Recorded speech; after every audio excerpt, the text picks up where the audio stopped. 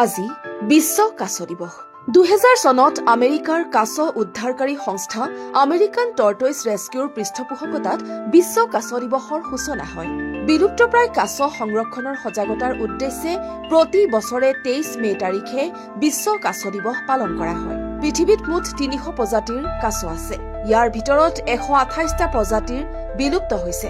কাছ পৃথিৱীৰ আটাইতকৈ পুৰণি সৰীসৃপ প্ৰাণী, অৰ্থাৎ ইহঁত ডাইনছৰৰ সময়ৰ 200 নিযুত বছৰৰ পূৰ্বৰ। সমগ্ৰ পৃথিৱীৰ প্ৰায় সকলো পৰিৱেশতেই কাছক পোৱা যায়। 300 বছৰ পৰ্যন্ত জীয়াই থকা কাছৰ গম্বুজযুক্ত এটা খোলা থাকে। 2002 চনৰ পৰা পালন কৰি অহা বিশ্ব কাছ দিৱসৰ জৰিয়তে নিশ্চয় পৃথিৱীৰ প্ৰাচীন সৰীসৃপ কাছৰ সংখ্যাৰ বৃদ্ধি হ'ব। আহক আমি বিশ্ব কাছ দিৱস সফল কৰি কাছ আৰু কাছৰ বাসভূমিক সুৰক্ষিত কৰি তোলো।